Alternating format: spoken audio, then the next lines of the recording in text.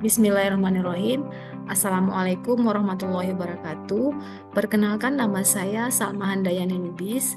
Saya adalah salah satu dosen di Fakultas Farmasi Universitas Cut Nyak Sumatera Utara dengan nomor NIDN 0107108303. Saya adalah dosen dengan bidang konsentrasi farmakologi dan farmasi klinis. Pada kesempatan kali ini, izinkan saya menyampaikan pernyataan diri dosen dalam unjuk kerja Tridharma Perguruan Tinggi yang biasa disebut dengan PDD UKT-PT.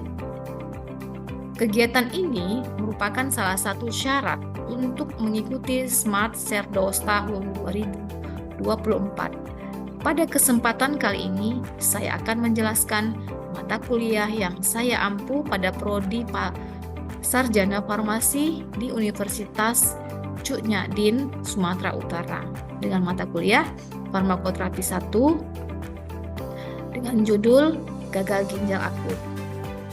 Pemaparan ini mengacu pada prinsip DAA, yaitu Delivery Interaction and Assessment.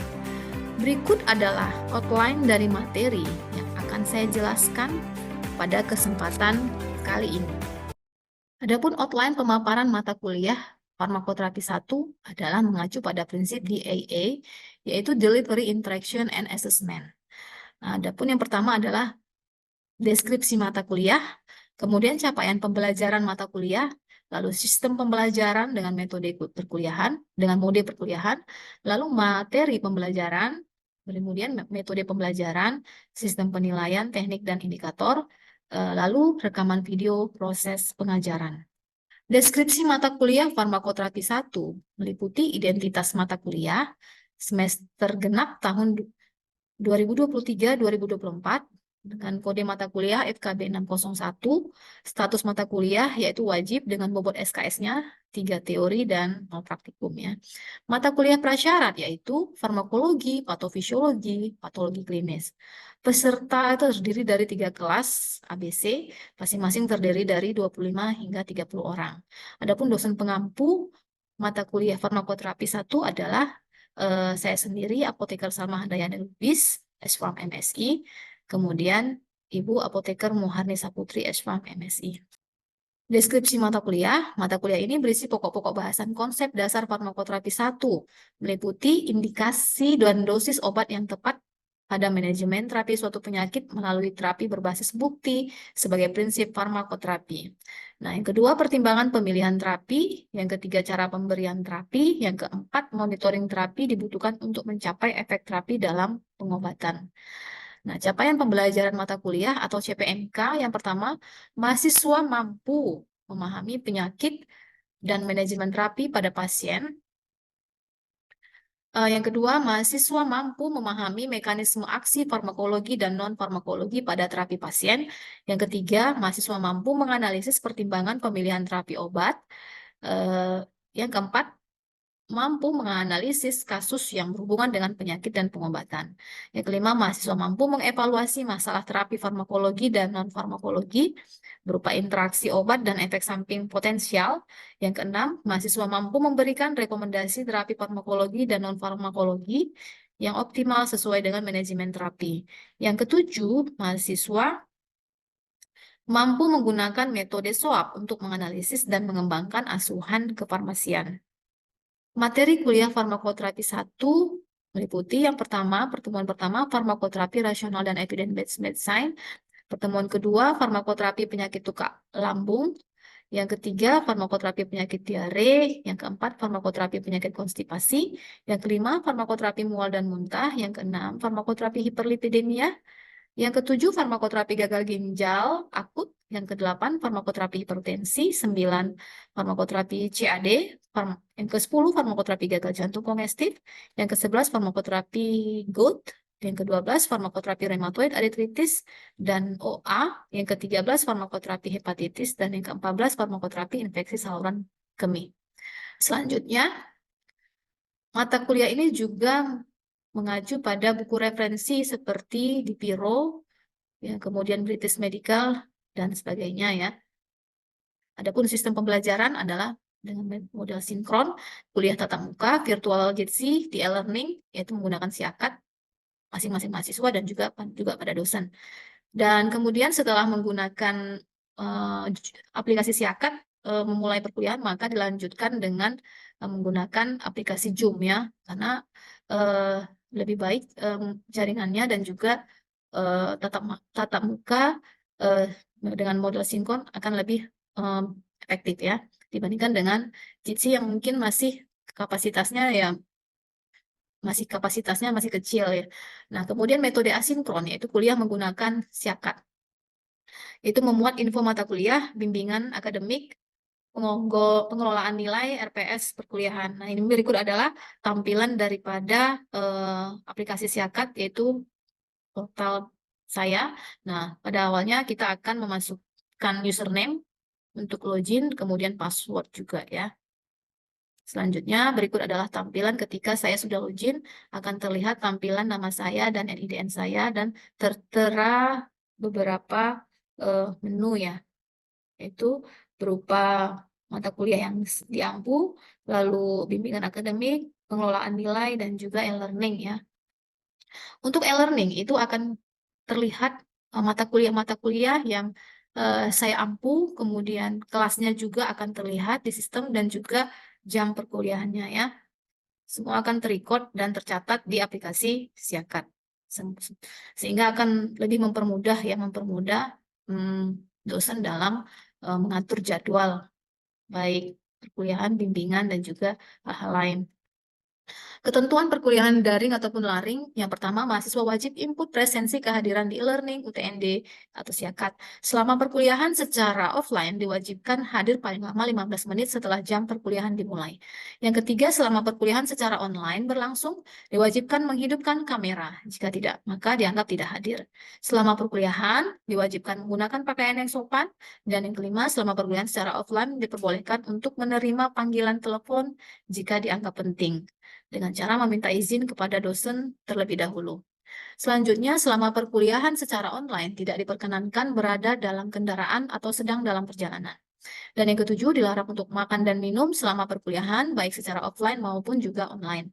Mahasiswa masih diperbolehkan mengikuti ujian UTS dengan jumlah pertemuan minimal 5 kali pertemuan dan 10 kali untuk UAS atau ujian akhir semester. Lalu, mahasiswa wajib mempersiapkan diri apabila sewaktu-waktu di tengah pertemuan akan dilaksanakan kuis. Nah, pada awal mulai perkuliahan, saya akan membuka e-learning, kemudian mengklik ya, memulai perkuliahan pada saat ditandai dengan warna hijau. Nah, ketika sudah hijau, saya bisa memulai perkuliahan, kemudian saya memberikan link ya, memberikan link Zoom pada mahasiswa untuk selanjutnya join dan bergabung untuk meneruskan perkuliahan. Nah, kemudian seperti ini tampilannya, mereka sudah join sama-sama ya pada saat mengikuti perkuliahan farmakoterapi 1. Nah, selanjutnya setelah mengakhiri perkuliahan di Zoom, saya juga akan mengakhiri perkuliahan di aplikasi Siakat. Sehingga rekaman ataupun kegiatan perkuliahan akan tercatat jam dan juga waktunya dan juga harinya ya. Adapun rundown perkuliahan yaitu pertemuan 1, kontrak perkuliahan dan farmakoterapi, rasional dan evidence-based medicine, kemudian dengan metode sinkron laring ya. Nah, kemudian pertemuan kedua itu materinya adalah farmakoterapi penyakit tukak lambung dengan metode sinkron laring. Nah, tugas yang diberikan adalah collaboration learning melalui diskusi mengenai studi kasus farmakoterapi peptic ulcer. Nah, pertemuan ketiga itu adalah farmakoterapi penyakit diare. Nah, metodenya adalah sinkron dan laring. Nah, itu adalah tugasnya juga berdiskusi studi kasus farmakoterapi mengenai kasus diare. Nantinya dosen akan memberikan tugas ya, tugas studi kasus bagaimana memecahkan kasus kalau misalnya ada seorang pasien mengalami diare sudah beberapa hari, misalnya 1 minggu, bagaimana tindakan sebagai farmasi ya. Bagaimana menganalisis kasus tadi dan dituangkan dengan metode SWOT, Subjective, Objective Assessment, dan Plan. Nah, untuk selanjutnya, karena saya adalah mengampu mata kuliah pertemuan 1 hingga 7, Maka juga nanti UTS saya menanggung terhadap soal-soal yang akan saya berikan pada pertemuan dengan materi pertemuan 1 dan juga 7. Nah, tugas kelompok berupa penyajian studi kasus dengan metode SWOT, yaitu subjektif, objektif, assessment, dan juga blend. Berdasarkan judul setiap pertemuan yang ditentukan oleh dosen untuk setiap kelompok yang memenuhi capaian pembelajaran mata kuliah. Nah, pengumpulan tugas melalui syakat, pembagian kelas menjadi 6 kelompok, yaitu satu kelompok terdiri dari 5 orang. Nah, lalu dilakukan bedah kasus ya, tadi menggunakan SWOT meliputi karena materi saya yang akan saya paparkan adalah studi kasus farmakoterapi mengenai penyakit gagal ginjal akut. Nah, rubrik penilaian analisis kasus, adapun komponen penilaiannya adalah analisis kasus farmakoterapi dengan bobot poinnya 20, ketepatan menentukan subjektif, objektif, assessment, dan plan 30, ketepatan pengumpulan tugas yaitu 25, nah, kemampuan memberikan saran dan solusi terhadap kasus farmakoterapi 25 juga. Nah, total bobotnya adalah 100%. Bobot penilaian secara umum mata kuliah farmakoterapi 1 adalah untuk presentasi kehadiran itu poinnya 10, keaktifan 5%, tugas 15%, UTS 35%, UAS 35%. Nah, untuk kriteria penilaian, nah jika skor penilaian berdasarkan bobot-bobot tadi yang sudah dikumpulkan, maka skor akhirnya jika memperoleh 80 sampai 100 maka dikategorikan nilai yang diterima adalah A, kemudian 70 sampai 79 adalah B+, 60 sampai 69 B, 55 sampai 59 C+, 50 sampai 59 C+, 50 sampai 54 C, 45 sampai 49 D. Serta di bawah 45 adalah E. Berikut adalah cuplikan video proses pengajaran. Selamat menyaksikan. Assalamualaikum warahmatullahi wabarakatuh. Waalaikumsalam warahmatullahi wabarakatuh. Waalaikumsalam warahmatullahi wabarakatuh. Terima kasih. Selamat siang semuanya bagi kita. Salam sejahtera dan semoga dalam keadaan sehat walafiat ya. Gimana kabar hari ini? Alhamdulillah. Baik ya. Nah, hari ini kan kita akan membahas tentang farmakoterapi gagal ginjal akut atau nama lainnya itu akut kidney injury ya, yang dibawakan oleh saya sendiri, pengampu mata kuliah, Apoteker Salma Handayani Lubis, S-Farm MSI ya, yang di bidang farmakologi dan farmasi klinis. Nah, materi pembelajaran pada hari ini adalah yang pertama itu pengertian gagal ginjal akut, kemudian kriteria diagnosis gagal ginjal akut, lalu penyebab gagal ginjal akut, lalu ada faktor resiko gagal ginjal akut, dan tata laksana pengobatan gagal ginjal akut. Nah, capaian pembelajarannya adalah yang pertama mahasiswa mampu menjelaskan dan memahami farmakoterapi gagal ginjal akut. Kemudian mahasiswa mampu menjelaskan penyebab terjadinya gagal ginjal akut, lalu mahasiswa mampu dan mengetahui tata laksana pengobatan gagal ginjal akut. Sebagaimana kita ketahui ya, bahwasanya akut kidney injury adalah suatu kondisi penurunan fungsi ginjal yang terjadi secara akut.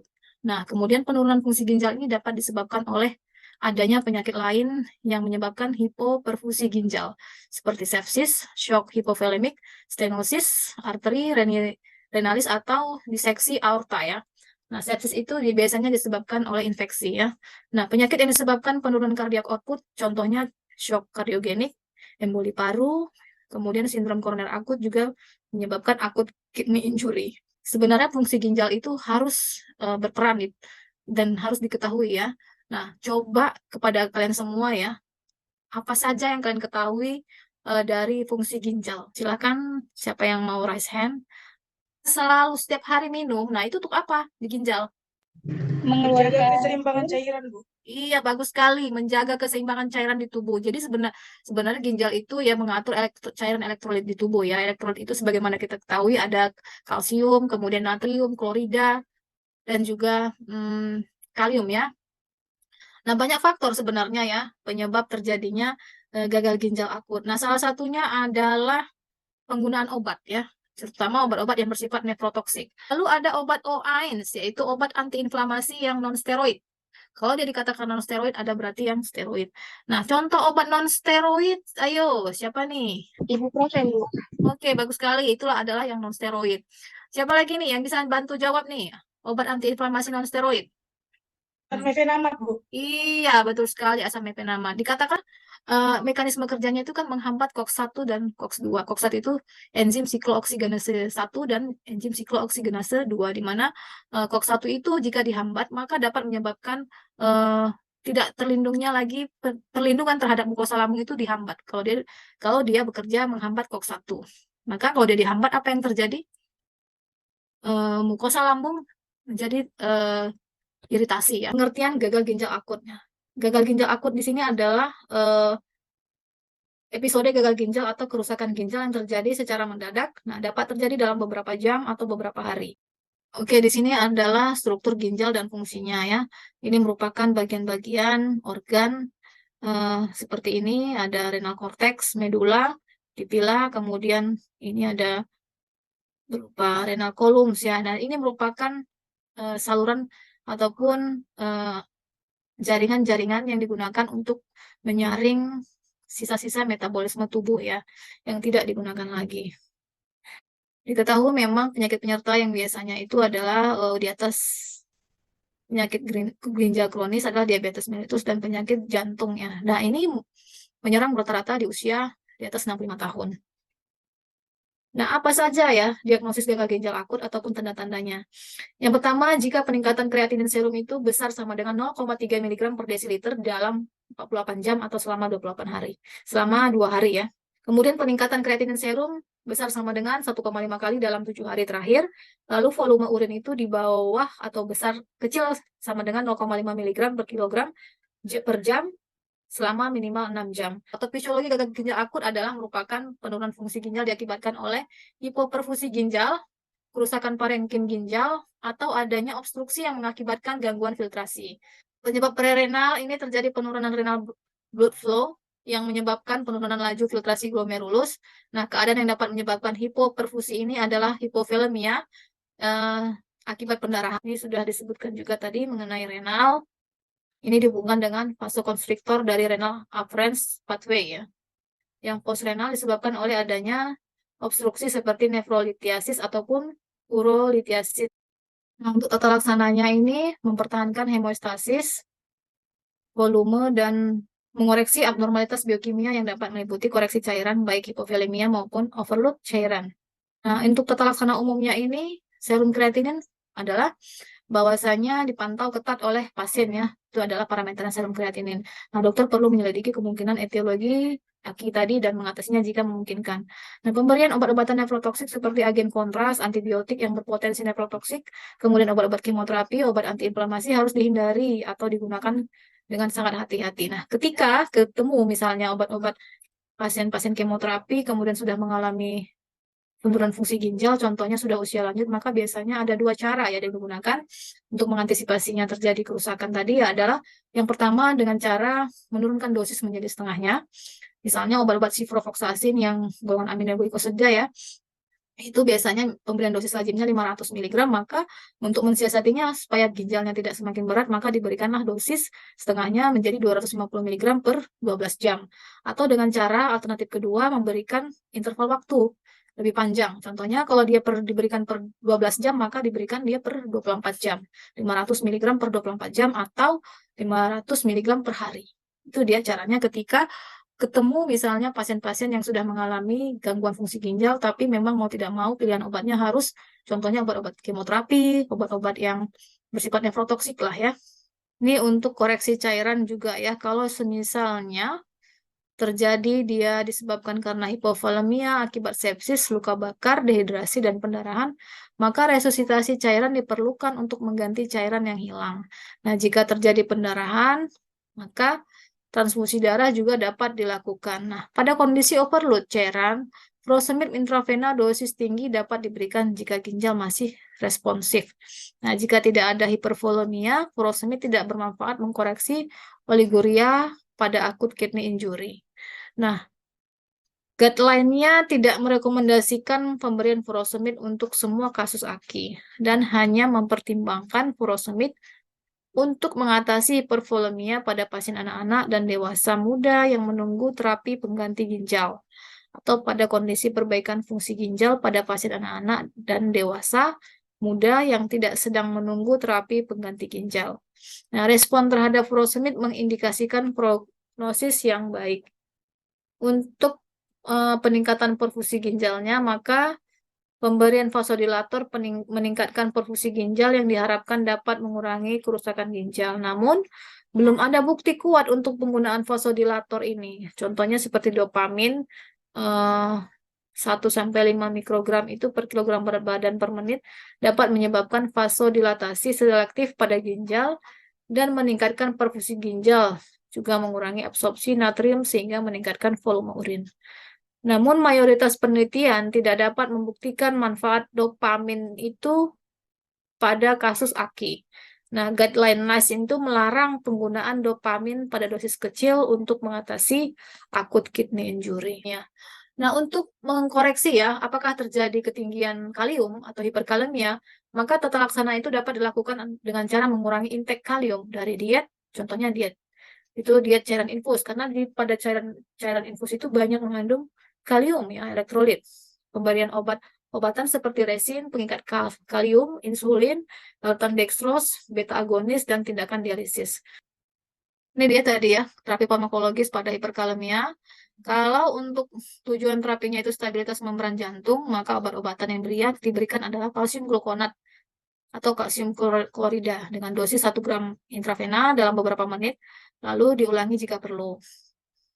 Ini diberikan ketika ada perubahan hasil dari EKG.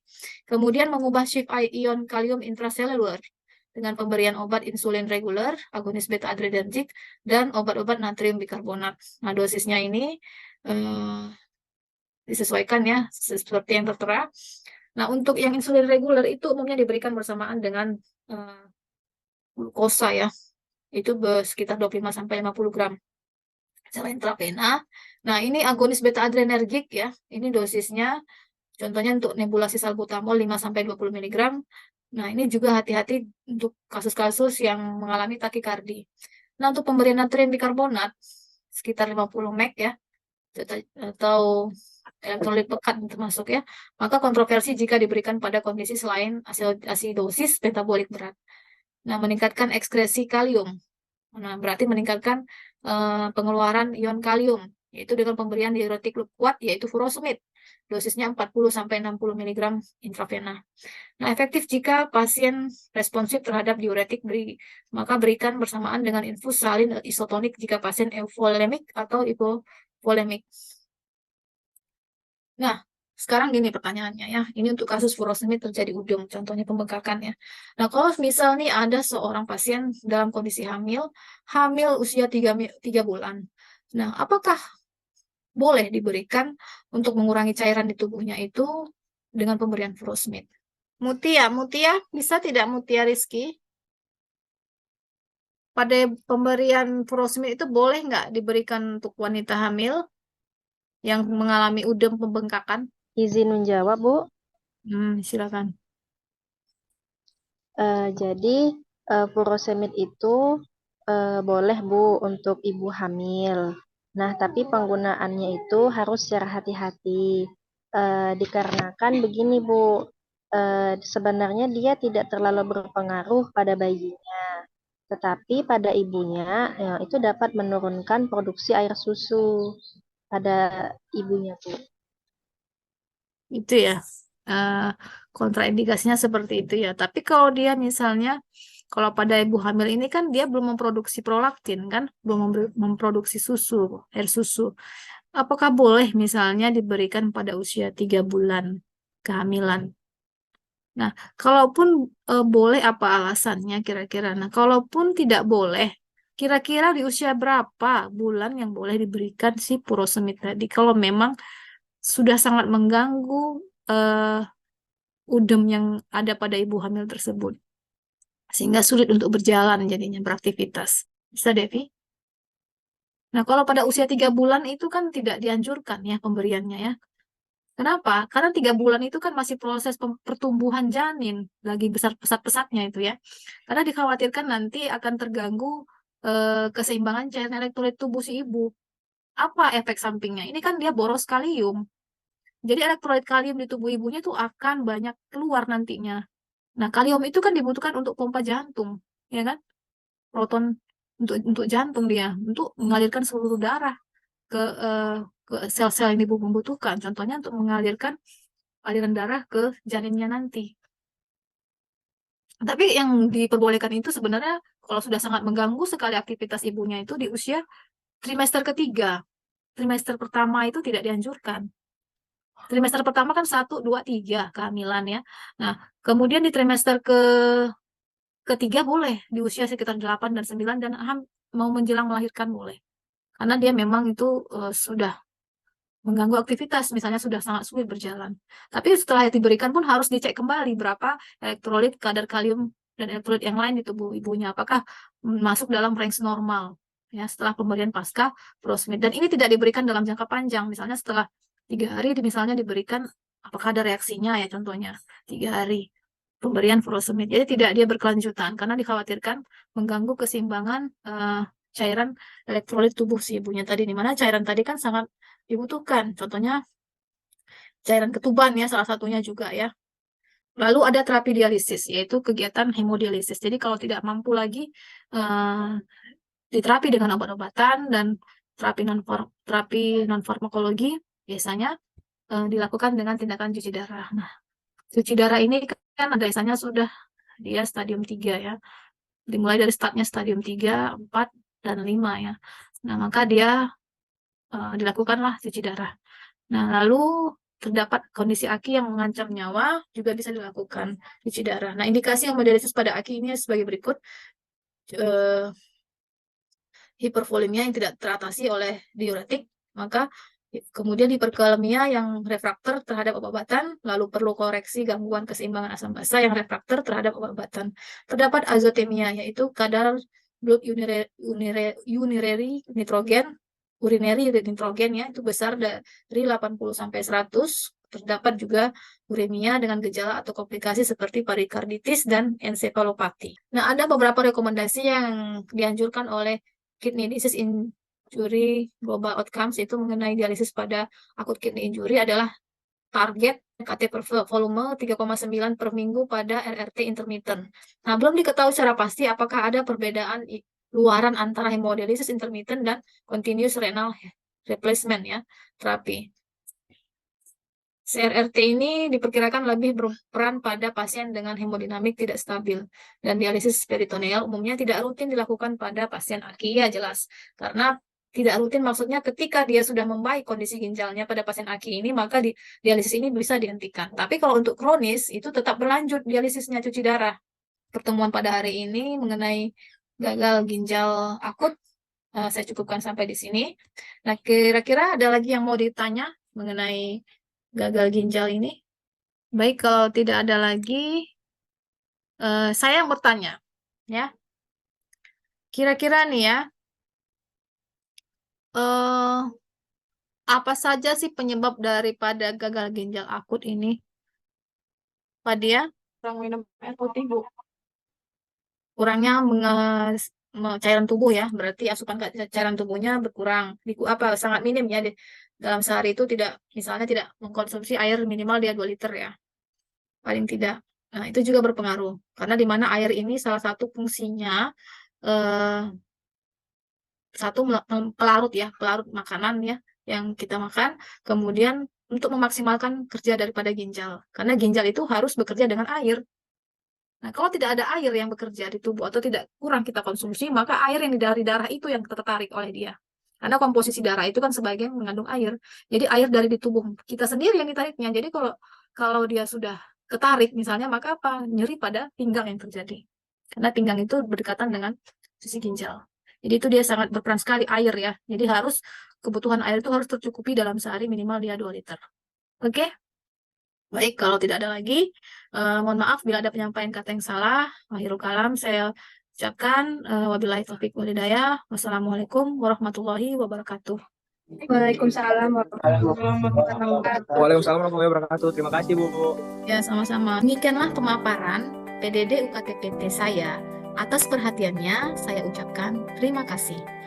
Assalamualaikum warahmatullahi wabarakatuh.